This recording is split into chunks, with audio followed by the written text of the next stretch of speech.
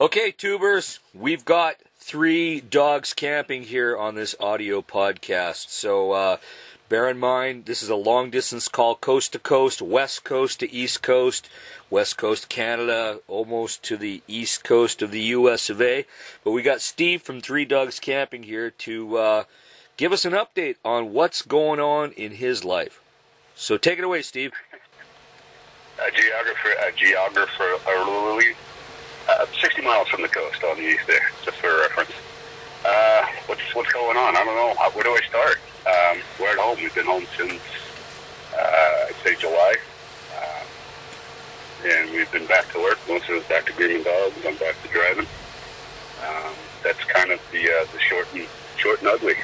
Camper is currently parked at a friend's house. We are not staying in it at the moment. We haven't given up. We're not sellouts. We just had a scenario where we wanted to reevaluate our long-term plans and see what we can do to continue traveling. Very good. So you still got the RV. You're obviously working. Give everybody a hint on what's about to happen with you, because I'm not going to let the cat out of the bag. So give everybody a hint on where you're heading and what you're doing. The long-term plans involve wheels. They do involve travel. They do involve travel in the lower 48. So that's kind of the tease I can give you. That's about where it ends. Right. Okay.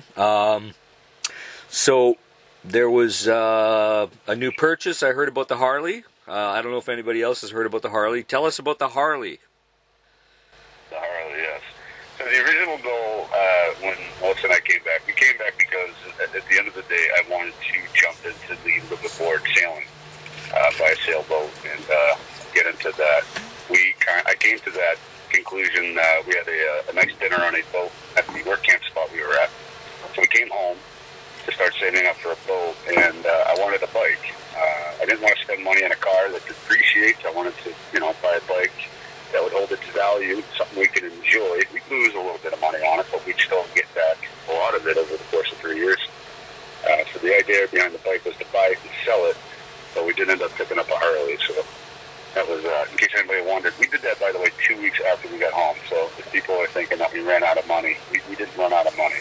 Right. Okay. Well, it's great. Well, you're doing a little bit of snow Harleying, I imagine, right? Yeah. It's in parts. It's covered in parts right now. No snow Harleying, I wish. I am doing a little bit of snow plowing, though.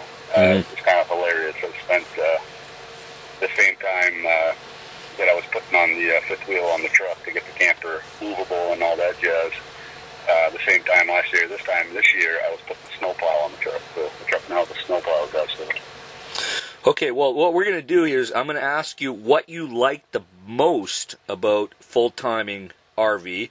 And, of course, the next question after you give me the answer is what did you hate the most about full-time RV camping? So give me the worst first before the best so we leave it on a good note on the end. The worst? I honestly can't even come up with a worst. And that's being honest. I don't really, we weren't in any position at any time where we were, this sucks. I suppose the worst times that we had were just when we limited our travel. And that was merely just due to choice, I suppose, to try to conserve cash. So I suppose the worst part of it was not having, or not wanting to spend, rather, the amount of money we would have liked to, for wanting to keep the coffers full of cash, I suppose. So I guess that would be the worst thing, is not spending what you wanted to spend to go do what you wanted to do. Did you get a little bit bored in Quartzsite? Because I know, even though I was quite sick during the Rubber Tramp Rendezvous, I kind of thought if I was to spend a lot of time there, I'd get really, really bored, because there's not a lot of cultural enrichment or things to do. You kind of exist, and of course it's cheap. I don't fault anybody for wanting to save any money, but it really wasn't like. It's not like living in New York City or anything. It's not like that. You know what I'm saying? Quartzsite's one of those places where if you're looking to save money and not do anything and become an expert, thumb twirler and expert nose picker, Quartzsite's the place to be. You're right. There isn't really maybe a week, and when we walked around that, there was really nothing to speak of that was, so fantastic that, wow, I don't know why people would travel all that time just to go. But it is cheap, and, if you want to save money, I do advocate it. But beyond that, if you want to be stimulated for a couple months, it's not the place to be. No, if you're looking to live on the cheap, they do, the BLM that we were at, they have the winter permit for $180, I think. And then you could do a summer permit for $75. So for 6 months in the winter, you could stay there for $180, and then for the summer, if you could stand the heat or you have enough money to keep your generator running to run your air conditioner, you could spend another 6 months there for $75. A great place to be if you're not looking to spend any money, but if you're looking to enrich your life in any way, shape, or form outside of nose picking, you're not really doing much of anything. Yeah, well, you're about the only person that's got enough solar power to run an air conditioner for any amount of time, so you probably could survive part of the summer at least. So, but I don't think most people could actually do it. No, we would during the dead of the summer. I think we'd have to throw on another 2 or 3 panel perhaps. We'd probably double the system, and we would have been completely fine during the 110 plus days. Mm-hmm.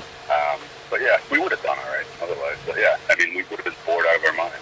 So what did you like the best about full-time RVing down to Arizona? Having this weird sunglass-laden Canadian chase you all around the Southwest. We met a lot of great people. Granted, everybody that we've met, they were easily our grandparents' age. And I mean, that's not a negative thing. But we did meet a wide, diverse group of individuals. I mean, from every aspect of financial status, to way of living and to religious beliefs, and it was interesting to get to know so many different people. I think that was the greatest part. I mean, closely seconded only by just the views. I mean, we get so locked up into this box.